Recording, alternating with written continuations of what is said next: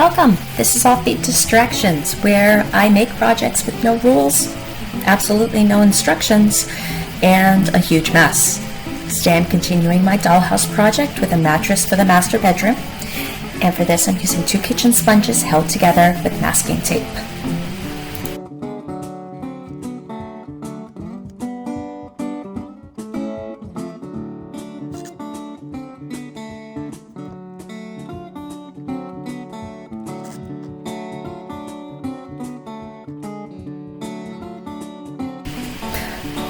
Once the masking tape is complete, I add my fabric using a string of hot glue and folding over both sides.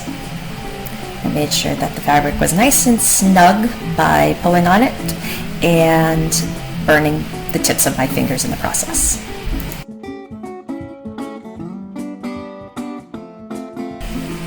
After that, I folded over the edges and using a needle and thread sewed the seam closed.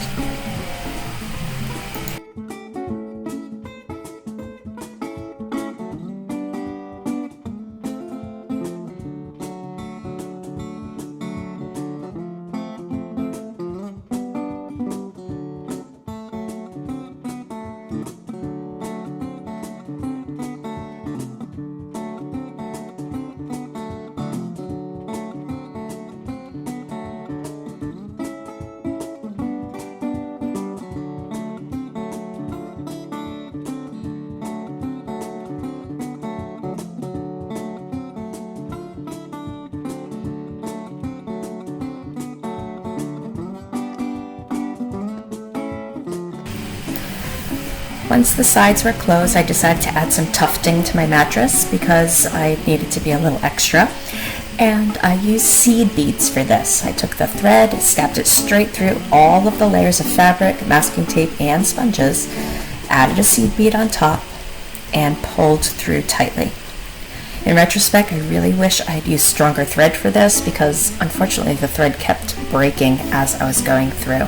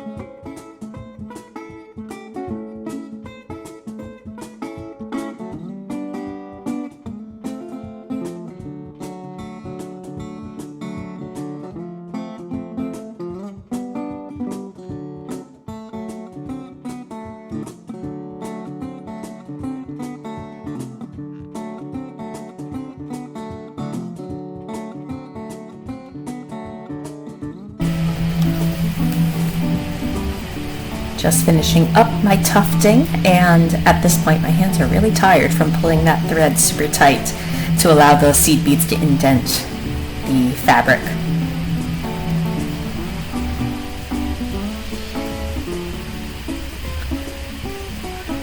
I was super fortunate that the seed beads all fit over my needle.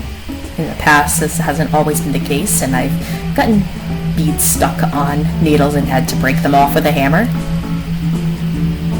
I'm really happy with how this came out, even though it does kind of look like an outdoor mattress for a lounger or something.